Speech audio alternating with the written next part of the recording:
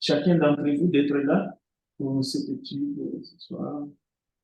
Nous avons la joie d'avoir Vladimir parmi nous ce soir. C'est une grâce. C'est un frère. Ça fait un moment, on ne s'est pas vu, mais Dieu est bon. Et nous voulons aussi avoir une pensée pour notre sœur de Bettina qui est maintenant en convalescence dans un centre à Gouin. Et aussi, nous avons une pensée pour tous ceux qui souffrent, ceux qui sont malades, nos sœurs. Nous pensons à Sœur Vanna Rose.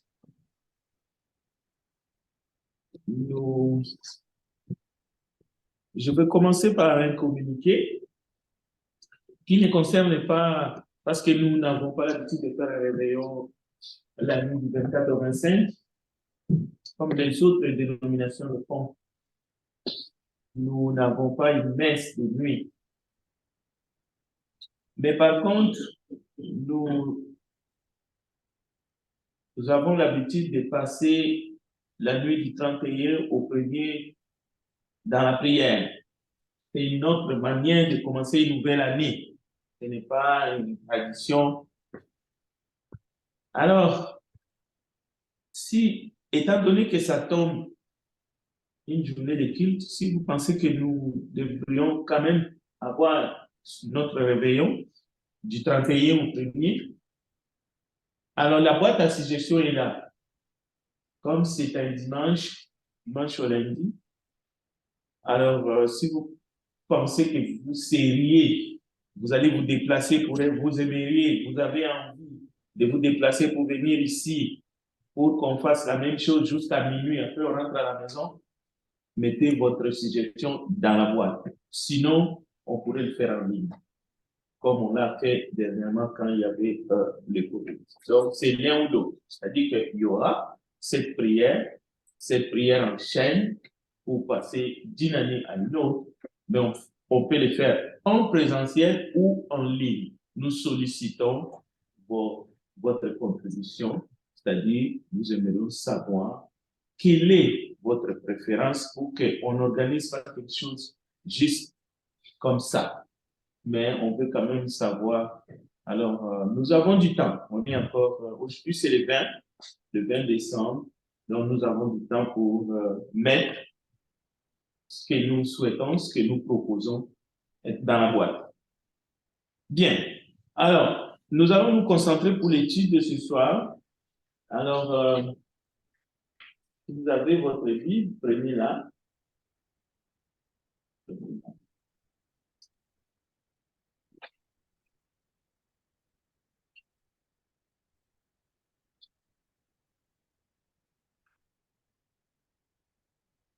Josué chapitre 10. Josué chapitre 10. Cette portion de l'Écriture, nous pouvons l'intituler, et d'ailleurs l'intituler, c'est un verset dans le texte que nous allons lire ce soir. Soleil, arrête-toi. Mais c'est un cri de Josué. C'est Josué qui a lancé ce cri. Il a commandé au soleil de s'arrêter. Et le soleil s'est arrêté. En fait, c'était une prière. Attention, ce n'était pas une prière d'autorité. On a essayé de fonder des gens. Il y en a qui pensent qu'ils peuvent faire une prière d'autorité, dans le sens d'obliger Dieu de faire quelque chose. Non. C'est un cri. On peut même dire un cri de désespoir, mais c'est une prière. Josué a demandé à Dieu. Et Dieu l'a exaucé. Donc, enlever dans la tête prière d'autorité, on peut commander un oiseau qui vole de tomber par terre, ou on peut commander à Dieu d'arrêter la neige de tomber. Même Élie n'a pas fait une prière d'autorité. Élie a juste prié, un homme comme nous, et Dieu a fermé les ciels. Donc, enlevez dans votre esprit qu'un homme peut faire une prière d'autorité dans le sens de commander Dieu. On ne donne pas des ordres à son créateur. Non. Donc, Bien. Alors, Josué chapitre 10, à partir du verset 7, nous allons lire d'abord, écoutez bien. Josué monta de Gilgal, lui et tous les gens de guerre avec lui, et tous les vaillants hommes. L'Éternel dit à Josué, ne les crains point, car je les livre entre tes mains, et aucun d'eux ne tiendra devant toi. Josué arriva subitement sur eux, après avoir marché toute la nuit depuis Gilgal. L'Éternel les mit en déroute devant Israël, et Israël leur fit éprouver une grande défaite près de Gabaon. Les poursuivit sur les chemins qui montent à Beth-Horon et les battit jusqu'à Azeka et Makeda. Verset 11. Comme ils fuyaient devant Israël et qu'ils étaient à la descente de Beth-Horon, écoutez bien, l'Éternel fit tomber du ciel sur eux des grosses pierres jusqu'à Azeka, et ils périrent. Ceux qui moururent par les pierres des grêles furent plus nombreux que ceux qui furent tués avec l'épée par les enfants d'Israël. Donc l'Éternel en a tué beaucoup par des grosses pierres. Verset 12. Alors, Josué parla à l'Éternel les jours où l'Éternel livra les Amoréens aux enfants d'Israël. Et il dit en présence d'Israël, soleil, arrête-toi sur Gabaon. Et toi, lune, sur la vallée d'Ajalon. Donc Josué a parlé sur les deux astres. La lune et le soleil. Mais c'est à l'Éternel que Josué parla. Donc il n'a pas commandé directement aux astres. Il a prié. Bien, le verset 13. Et le soleil s'arrêta, et la lune suspendit sa course, jusqu'à ce que la nation ait tiré vengeance de ses ennemis. Cela n'est-il pas écrit dans le livre du Juste? Le soleil s'arrêta au milieu du ciel et ne se hâta point de coucher presque tout un jour. Et le verset 14. Il n'y a point eu de jour comme celui-là, ni avant, ni après, où l'Éternel ait écouté la voix d'un homme. Car l'Éternel combattait pour Israël. Belle histoire. Peut-être que Dieu nous fera grâce que nous puissions creuser un jour. Donc, gardez-les, mais commencez déjà vous-même à chercher des leçons, à chercher des messages pour nous, mais à voir comment Dieu avait marché, comment Dieu avait traité d'autres peuples pour le peuple d'Israël, comment Dieu a enseigné au monde entier qu'il est le Dieu grand, qu'il est le Dieu puissant, qu'il est le Dieu tout-puissant, qu'il est celui qui peut agir au-delà de ce que l'être humain peut penser, qu'il est un Dieu d'ordre, mais qu'il est aussi un Dieu qui se venge.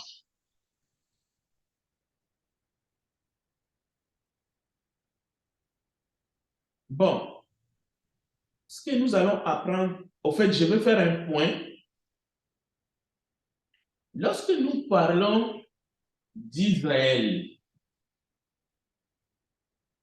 n'ayez pas dans votre tête l'État d'Israël, le peuple juif, qui se sont regroupés au Moyen-Orient en 1948. Je ne dis pas que Je ne dis pas qu'ils ont créé un pays, loin de là. Parce qu'ils étaient déjà un peuple, ils étaient par-ci par-là, mais ils se sont regroupés là-bas. Ne pensez pas à un État, à un pays comme le Canada, lorsqu'on parle d'Israël. Dans la Bible, parce que moi, quand je parle d'Israël, je parle d'Israël dans la Bible. Je ne parle pas d'une nation, d'un pays. Je ne parle pas du pays qui est au Moyen-Orient, non, pas du tout.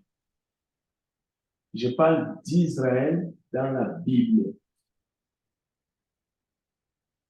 Cela veut dire, le sujet de notre étude qui a été posé ne concerne pas l'État ou le pays d'Israël qui est au Moyen-Orient, ou le peuple juif ou les descendants, appelez-les comme vous voulez, ils se sont regroupés comme État, comme nation, et j'ajoute même souveraine.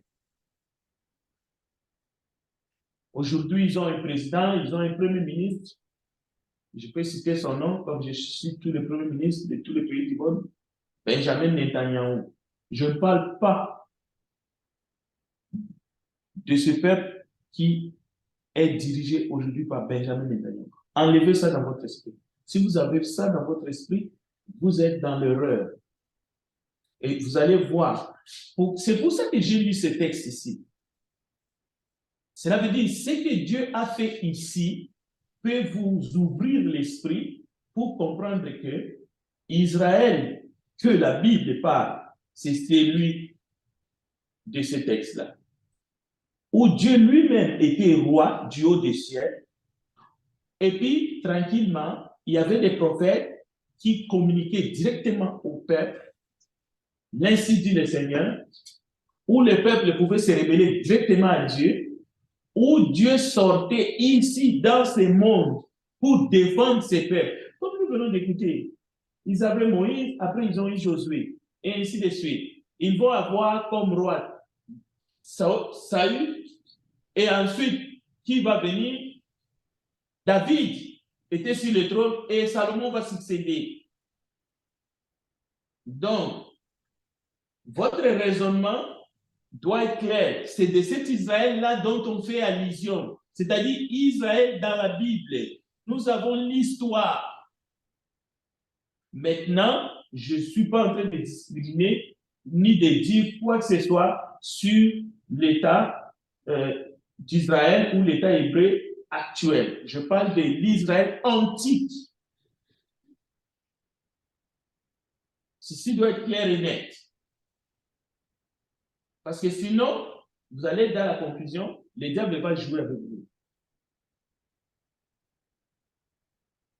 Le fil conducteur peut continuer, mais je n'ai aucune prétention de prêcher sur un peuple quelconque ici-bas, de les indexer. Non. Et il y a une différence. Parce que après Salomon, on sait ce qui va arriver. Et même, pensez seulement à la mort du dernier apôtre.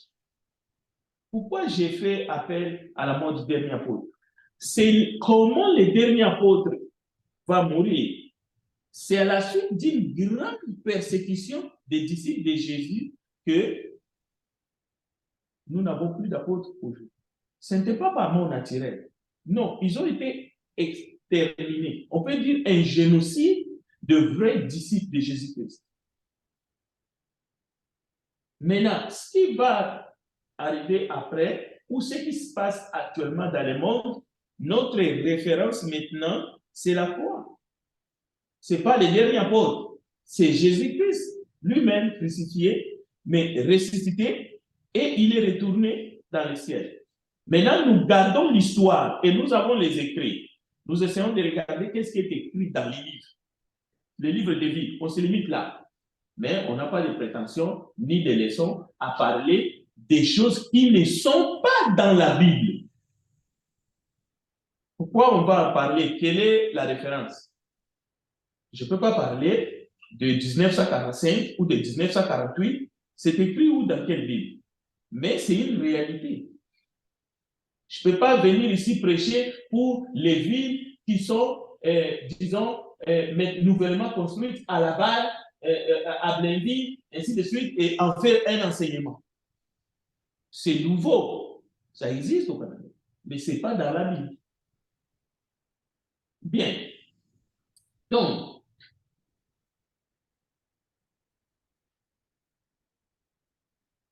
il ne faut pas faire d'amalgame. Éphésiens chapitre 2, à partir du verset 8. Je vais demander à un frère ou une sœur, faites-nous la lecture.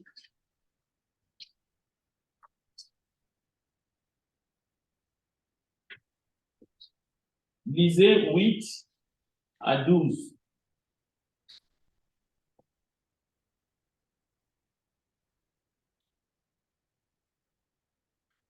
Éphésiens 2, 8 à 12. Car c'est par la grâce que vous êtes sauvés, par les moyens de la vie. Et cela ne vient pas de les dons de Dieu. Ce n'est point par les œuvres, afin que personne ne se glorifie. Car nous sommes son ouvrage, ayant été créés en Jésus-Christ pour de bonnes œuvres que Dieu a préparées d'avance, afin que nous les pratiquions. C'est pourquoi nous autrefois, païens, caractères, appelés incirconcis par ceux qu'on appelle circoncis, et qui le sont à la chair par la main de l'homme. Souvenez-vous que vous étiez en ce temps-là sans Christ, privés du droit de citer en Israël, étrangers aux alliances de la promesse, sans espérance et sans vie d'aliment. OK? Alors, Israël, ici dans ces textes, ce n'est pas l'État hébreu de 1945 à nos jours. Non, non, non. C'est Israël dont la Bible parle. Il s'agit de la postérité d'Abraham, mais selon la chair. Et le message ici s'adresse aux non-juifs. Écoutez la description. Autrefois, païens dans la chair, appelés incirconcis par ceux qu'on appelle circoncis, c'est-à-dire les Hébreux, la postérité d'Abraham selon la chair. Bien entendu, ils ont leur arrière, petit-fils, même jusqu'aujourd'hui, sur la terre. Peu importe là où ils sont ne sont pas seulement au Moyen-Orient, c'est une hérésie. Ils sont partout dans le monde. Ils sont peut-être aux États-Unis, ils sont peut-être au Canada, ils sont peut-être en Italie, ils sont partout. Parce que le monde appartient à Dieu. On peut vivre légalement partout où on choisit d'habiter. OK? Mais on ne s'adresse pas à leur descendance. Non, non, non, nous n'avons pas le droit. On s'adresse à l'Israël selon Dieu dans la Bible. Ceux-là qui faisaient partie vraiment de l'ancienne alliance et qui suivaient Moïse, mais qui acceptaient Moïse comme prophète envoyé de Dieu. Écoutez bien, le message ici s'adresse à nous, païens. Nous étions privés du droit de citer en Israël, étrangers aux alliances de la promesse, sans espérance, sans Dieu dans le monde. Si nous étions sans Dieu, c'est-à-dire on appartenait à qui? C'est un langage qu'il faut comprendre. Au premier degré, au second degré, qu'est-ce que cela veut dire? Cela veut dire que la grâce n'était pas encore ouverte pour nous. Mais nous étions des créatures de Dieu, non? OK. Nous avons vu la fois passée le privilège des Juifs. L'avantage, les frères révolus, nous allons le texte des Juifs. C'est ici, nous voyons encore. ces privilèges qu'ils avaient. Ils avaient les promesses, ainsi de suite. Vous pouvez même vous poser la question, qu'est-ce que signifie les salis viennent des Juifs? Les salis viennent des Juifs. Pour comprendre cela, il faut comprendre seulement les privilèges et les avantages des Juifs.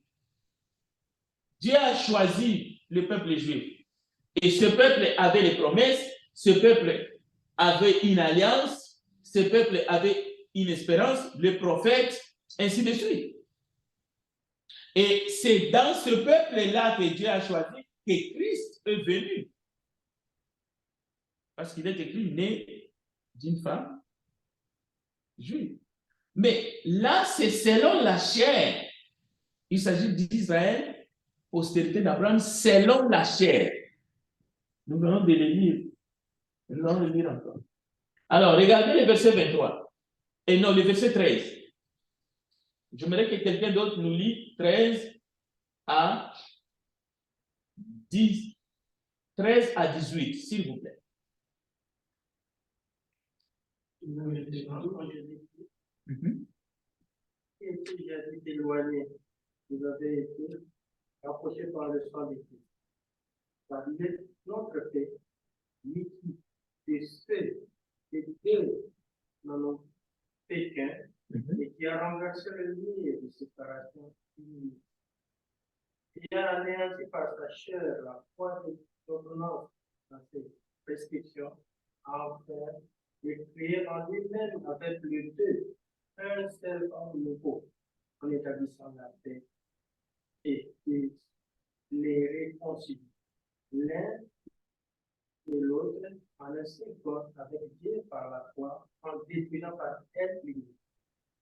Le venu annoncer la paix à vous qui étiez loin, et la paix à ceux qui étaient près, car par lui, nous avons les uns et les autres accès au feu du Père dans un même esprit. Merci. Maintenant, pour la lecture.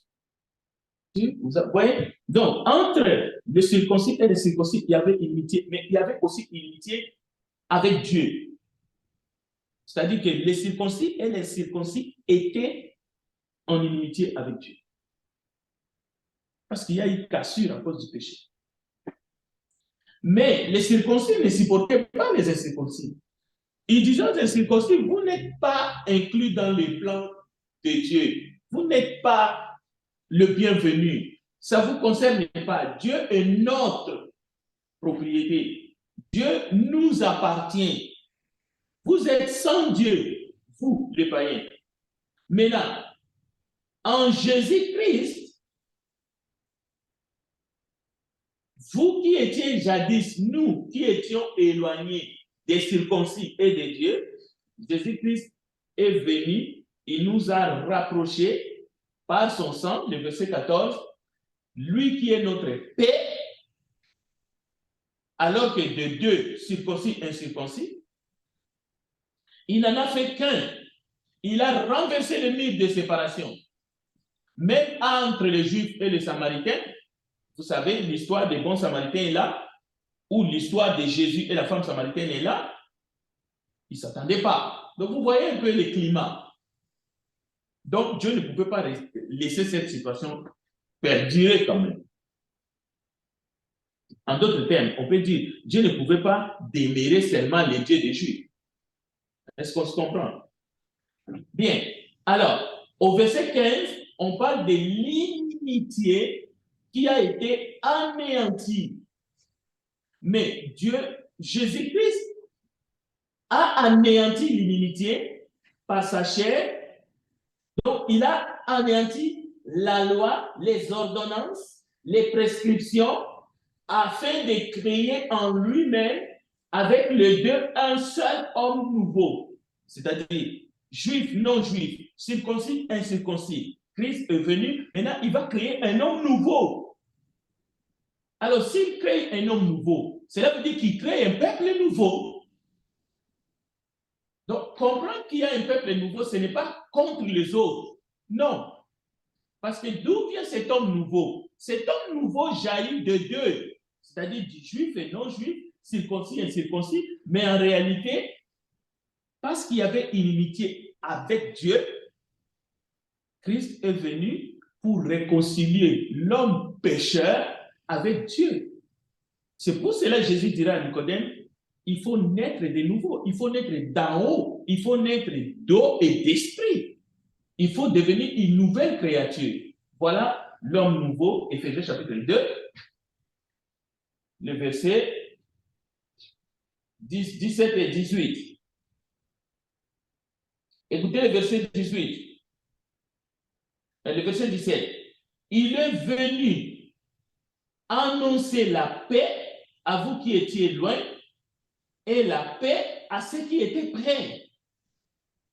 Donc Jésus n'est pas venu annoncer la paix pour les uns et pas pour les autres, pour les circoncis et pas pour les incirconcis. Non, Jésus est venu annoncer la paix pour tous. Ceux qui étaient près, ce sont les Juifs qui étaient proches. Vous vous rappelez, Jésus avait dit à un homme, oui, qui était juif, qui est venu lui poser la question, que dois-je faire pour entrer dans le royaume des cieux ou quel est le plus grand commandement? Jésus va lui dire, tu n'es pas loin, tu es proche du royaume des cieux. De la manière qu'il avait répondu. Mais être proche du royaume des cieux ne signifie pas qu'on est dedans. Si tu n'es pas proche, tu peux aller en enfer. Ou si tu es proche, tu peux aller en enfer. Tu n'es pas dedans. Tu dois être dedans. Le royaume des cieux doit être en vous. Voilà. Donc, car par lui, nous avons, écoutez bien le verset 18, les uns et les autres accès auprès du Père dans un même esprit. Cela veut dire que nous sommes des frères. Mais en Jésus-Christ. Pas en dehors de Jésus-Christ. Et ici, frère, ici, c'est dans le sens des frères en Christ. Quelles que soient nos origines, quelles que soient nos couleurs de la peau, si nous sommes en Christ, nous sommes frères et sœurs en Christ. Bien. Écoutez le verset 20 et 19. Ainsi donc, vous n'êtes plus des étrangers, ni des gens du dehors, mais vous êtes concitoyens des saints, gens de la maison de Dieu. Vous, païens, vous, incirconcis, vous, non-juifs, mais en Christ. Avant, on n'avait pas droit à la cité. Avant, on était sans Dieu. Il ne faut pas avoir honte de le dire. Il faut même le croire, parce que c'est la parole qui le dit. Mais en Christ maintenant, voilà le verset 19, nous ne sommes plus des étrangers. Mais attention, ne faites pas l'amalgame, parce que voici comment les gens, ils vont tromper la parole de Dieu. Toi, païen, maintenant en Christ, avec les Juifs, sans Christ, c'est-à-dire, toi, païen, qui crois en Jésus, avec les Juifs qui ne croient pas en Jésus. Non, vous n'êtes pas frère et sœur en Christ. Ou toi, Juif, qui crois en Jésus. Et on les appelle parfois même Juifs messianiques. Et un païen athée,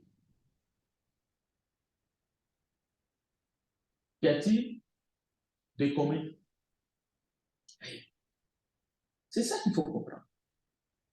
Mais en Christ, nous sommes, il n'y a plus d'étrangers. C'est-à-dire, en Christ, il n'y a pas deux peuples. Voilà ce que ça veut dire. En Christ, il n'y a qu'un seul peuple. Quelles que soient nos origines, quelles que soient, pas quelles que soient nos croyances. Non, ça, oubliez. Nous devons avoir le même esprit. C'est écrit là, dans un même esprit. Nous avons les uns les autres accès au Père, auprès du Père, dans un même esprit. L'esprit là, c'est l'esprit de Jésus-Christ.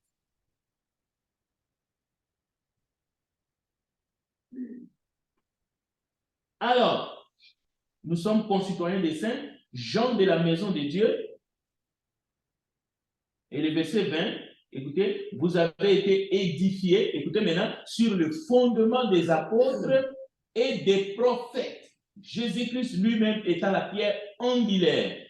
En lui, tout l'édifice bien ordonné s'élève pour être un temple saint dans le Seigneur. En lui, vous êtes aussi édifiés pour être une habitation de Dieu en esprit. Bon, revenons ici. Vous avez été édifiés sur les fondements des apôtres et des prophètes, Jésus-Christ lui-même étant la pierre angulaire. Imaginez que quelqu'un qui nie les apôtres de Christ. Est-ce que cette personne-là peut entrer dans le royaume de Dieu? Parce que la doctrine, c'est la doctrine de Jésus-Christ. Lui qui est la pierre angulaire et fondement des apôtres. Mais ces apôtres-là, qui sont-ils? Quelle est leur origine selon la chair? Ne sont-ils pas la postérité d'Abraham selon la chair? Oui. Mais ce n'est pas dans leur titre postérité d'Abraham selon la chair qu'ils font partie du fondement de l'Église que Jésus-Christ a bâti. Non. C'est en leur qualité d'avoir reçu la grâce de Dieu, d'être en Christ. C'est dans leur foi en Christ. C'est dans leur qualité en tant que disciples de Jésus-Christ, de première heure, qu'ils sont le fondement de l'Église. Cela veut dire, nous devons croire à la parole et reconnaître qu'ils sont les fondements de l'Église. Je vais vous donner le texte. Jésus les a établis comme tels. Leur origine, oui, ça vaut quelque chose. Ce n'est pas rien. Mais ce n'est pas seulement les apôtres. Il y a aussi les prophètes. Qui sont les prophètes? Ce sont les prophètes comme Moïse qui a parlé de Jésus et tous les autres prophètes. Et si tu regardes leur origine, tu vas retomber encore une fois. La grande majorité, il y a quelques exceptions. Ils sont postérité d'Abraham, selon la chair. On ne va pas se limiter seulement aux enfants de Jacob. Parce que les enfants de Jacob forment les 12 patriarches qui sont reconnus en Israël comme tels. Mais voici ce que le faux enseignant, au fait, le mensonge est un crime, pas seulement en matière de la parole de Dieu. Écoutez, les 12 patriarches ne sont pas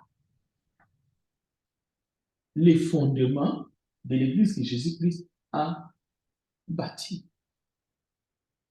Les enfants de Jacob. Non. Ils sont des patriarches. Ils ont joué des rôles majeurs dans l'ancienne alliance. Dieu les a reconnus comme tels. Déjà, Abraham n'est pas enfant de Jacob. C'est le grand-père. OK?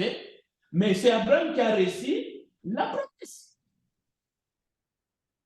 Et il est reconnu comme tel. Et nous ne le reconnaissons pas par caprice, mais par les Écritures. Mais pour que nous reconnaissons que les autres enfants de Jacob font partie du fondement de l'Église,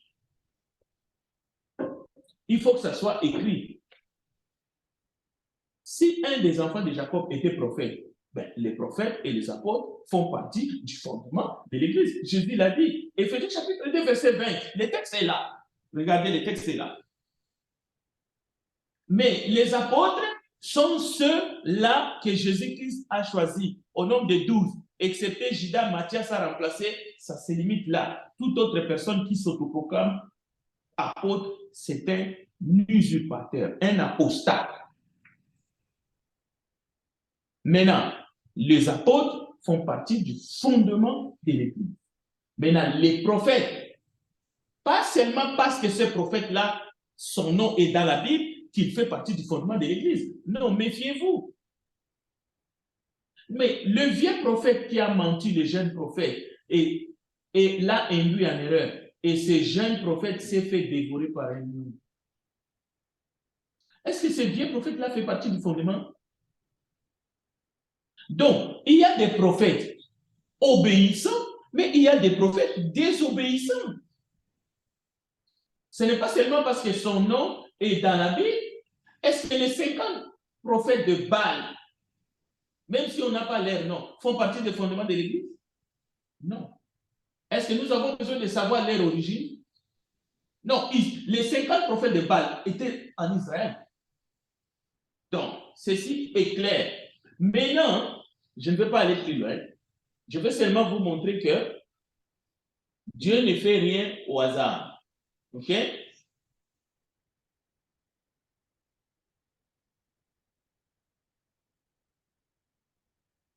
Dans l'Église, il y a des colonnes. Jacques, Jean, Pierre. La Bible dit, ils sont des colonnes. Pourquoi?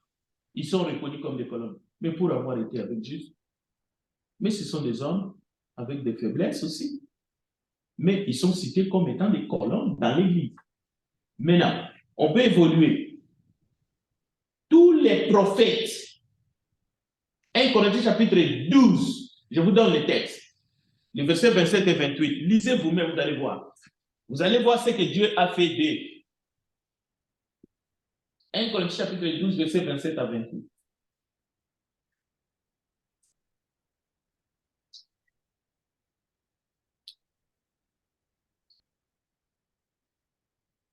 Vous êtes le corps de Christ et vous êtes ses membres, chacun pour sa part. Et Dieu a établi dans l'Église premièrement des apôtres, secondement des prophètes et troisièmement des docteurs. Merci. Vous voyez, Dieu a établi les apôtres après les prophètes dans l'Église comme étant fondement. Mais lui-même, Jésus-Christ, il est la pierre angulaire. Cela veut dire même eux qui ont été établis, ils ne peuvent pas s'enorgueillir. Ils ne peuvent pas se faire prévaloir. Parce que la pierre angulaire, c'est Jésus-Christ. L'apôtre qui trahissait, l'apôtre qui se méconduisait, il était appelé à l'ordre. Rappelé à l'ordre. Ce n'est pas des grades. Ce sont des services. Mais nous devons les reconnaître comme tels. Maintenant, dans la Bible, nous avons des noms comme Abel, Enoch, Noé, Abraham. Qui es-tu pour prendre Abel, Enoch, Noé, Abraham, Isaac, pour venir les introduire dans 1 Corinthiens chapitre 12, verset 27 à 28, que le frère Henri vient de lire? Tu ne peux pas. Je ne peux pas le faire. Maintenant, revenons, le salut vient des Juifs. Le salut vient des Juifs, c'est une expression qui veut dire les Juifs avaient des avantages et des privilèges dans la première alliance. Mais celui qui est monté sur la croix, c'est Jésus-Christ, le Fils du Dieu vivant. C'est lui en qui Dieu a mis toute son affection. Sa mère était juive, celle qui l'a porté 9 mois dans son ventre. C'est lui notre sauveur. Mais n'allez pas jusqu'à croire et surtout mal interpréter, le salut vient des Juifs. Cela veut dire qu'un peuple est monté à la croix pour notre salut. Non. Il y avait 3 croix. C'est la croix du milieu qui fait notre rédemption. Et il y avait 2 brigades. Un qui était sauvé et l'autre qui s'est moqué du Seigneur et qui a été perdu. Mais il y en a qui pensent que le salut vient du Juif. C'est le peuple qui s'est sacrifié pour nous à la croix, ou qui est détenteur du salut. C'est-à-dire que pour que tu entres au ciel, tu dois passer par un peuple. Non, ça c'est une hérésie. C'est pour cela qu'il y a des gens qui pensent que si tu ne crois pas à Israël comme nation et même actuelle, comme quoi c'est le peuple élu de Dieu, tu ne vas pas entrer au ciel. Le problème n'est pas là. Ça, c'est déplacer les problèmes. Non, le problème n'est pas là. C'est une nation comme toute autre nation sur la planète. Le fait que Jésus est venu parmi ce peuple-là et puis qui a été crucifié pour notre péché, n'amène pas le débat sous cet angle-là. Parce que le salut nous est offert à tous de la même manière. Le culte qu'on offre à un humain ou à un groupe d'humains ou à un peuple, c'est un culte voué à Satan. C'est un culte diabolique. Parce que Dieu dit clairement, celui qui se lève sera abaissé. Celui qui s'abaisse sera élevé. Maintenant, il y a des gens soi-disant qui prêchent l'évangile, mais qui amènent toutes les gens de bonne foi à adorer les idoles. Parce que adorer un homme, c'est adorer une idole. Adorer un peuple, c'est adorer une idole, c'est adorer le diable. Parce que l'adoration est réservée à Dieu et à Dieu seul. Juifs, grecs, nations, circoncis ou incirconcis, nous sommes tous sauvés de la même façon. Alors, je continue. Les noms que je vous cite, je les ai relevés dans Hébreux 11. Abel, Enoch, Noé, Abraham, Isaac, Jacob, Sarah, Joseph, Moïse. Et on peut continuer. Rahab, Gédéon, Barak, Samson, Jephthé, David, Samuel, les prophètes. Pourquoi on les cite dans Hébreu? C'est parce qu'ils ont reçu un bon témoignage quant à leur foi. Ça s'arrête là. C'est pour cela, l'intitulé parfois dans certains livres, vous allez voir les héros de la foi. Ils ont reçu un bon témoignage quant à leur foi. Sarah, Rahab, il a démontré sa foi. Abraham, il a démontré sa foi. Mais Abraham, il a reçu une promesse. C'est pour cela que j'insiste beaucoup sur la postérité d'Abraham selon la chair. Parce que la postérité d'Abraham selon l'esprit, ça nous inclut tous, y compris le peuple juif. C'est là où Abraham est le père de la foi. Mais ce n'est pas un apôtre. Il ne fait pas partie des fondements de l'Église, Abraham. Non. Tu ne peux pas les compter parmi les apôtres, même pas parmi les prophètes. Abraham. Alors, dire la vérité, comme Jésus l'a fait dans Matthieu 23, 31, 39, comme tout prédicateur qui craint Dieu et qui prêche la parole de Dieu en esprit et en vérité, ça n'a rien à voir avec rabaisser quiconque ou élever quiconque. C'est pour cela que vous allez trouver des gens dans des dénominations. Dieu m'a élevé. Dieu m'a élevé. Si Dieu m'a élevé, comment Dieu va t'élever et que toi, tu vas continuer à crier partout de gauche à droite, je suis élevé, oh Dieu a élevé notre pasteur, ainsi de suite. Ça s'appelle le culte de personnalité. C'est une idolâtrie. Parce que Dieu, en Jésus-Christ, nous demande d'être humble. Jésus lui-même s'est humilié.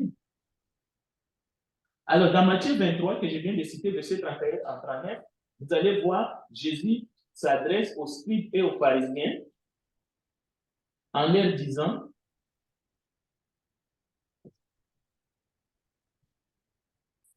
vous êtes les fils de ceux qui ont tué les prophètes. Je ne veux pas lire, je vous donne les textes. Les prophètes de Dieu ne sont pas tous morts de mort naturelle. La plupart, comme je vous ai dit au sujet des prophètes, ils ont été assassinés. Vous connaissez un certain Jean-Baptiste, non? Est-ce que Jean-Baptiste est mort de mort naturelle? Il a été assassiné. Décapité, voilà. Maintenant, si tu essaies de regarder, tu vas voir pourquoi je vous ai parlé de la postérité d'Abraham selon la chair. C'est pour dire que nous avons tous besoin de la grâce de la même façon. Mais une fois que nous avons reçu la grâce, nous devenons postérité d'Abraham selon l'esprit. Une seule nation, un seul peuple, acquis par le sang de Jésus. Alors, prochainement, je vous donne un devoir à la maison. Vous allez lire Romains chapitre 2. S'il y a des questions, je vais prendre. Romains chapitre 2, ça commence par « Ô homme, qui que tu sois ». Vous allez lire, vous allez voir, et nous allons creuser ça la fois prochaine. Pendant l'étude, peut-être c'est dimanche. C'est pour seulement vous dire que vous pouvez faire partie du peuple béni de Dieu. Vous pouvez devenir enfant de Dieu aujourd'hui, qui que vous soyez, quelle que soit votre origine. La grâce de Dieu est disponible. Alors, dans Romains chapitre 2, vous allez voir.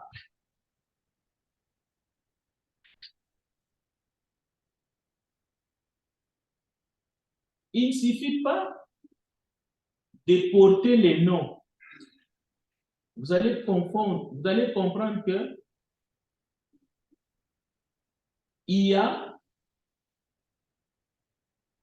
j'aimerais que quelqu'un me lise le verset 28 de Romains 2. Verset 28 et 29, s'il vous plaît. À haute voix. Le juif, ce n'est pas celui qui en est là dehors. Et la seule circoncision, ce n'est pas celle qui est visible dans la chair. Mais le juif, c'est celui qui l'est intérieurement et l'ircirconcis, une circoncision. C'est celle du cœur, selon l'esprit et non selon la lettre. La louange des juifs ne vient pas des hommes, mais de Dieu. Voilà. Nous, les humains, nous sommes tous des pécheurs, mais Dieu peut nous sauver par sa grâce, comme nous avons vu dans Romains. Dans Éphésiens chapitre 2. Mais Dieu ne fait rien par hasard. Dieu veut que nous soyons des vrais juifs, selon l'esprit. Le vrai peuple de Dieu spirituellement. Et nous ne devons pas chercher la louange. La louange ne peut pas venir des hommes. Et pourtant, la grande majorité de ceux qui se disent chrétiens, ils croient qu'il faut louer un peuple ou plusieurs peuples pour qu'ils puissent avoir accès dans le paradis de Dieu. Mais Dieu dit la louange doit venir de lui. Vous pensez que si vous louez un peuple ici-bas ou deux peuples, vous allez entrer au ciel? Mais ça, c'est l'évangile de Satan. Ces gens qui disent ça, ils ne connaissent pas Dieu. Dieu te demande de le louer lui, toi, tu veux louer la créature au lieu du créateur.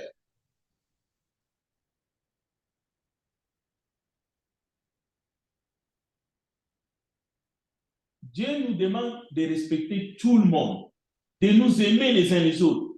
Mais Dieu ne veut pas que nous puissions prendre sa gloire et le donner à quelqu'un.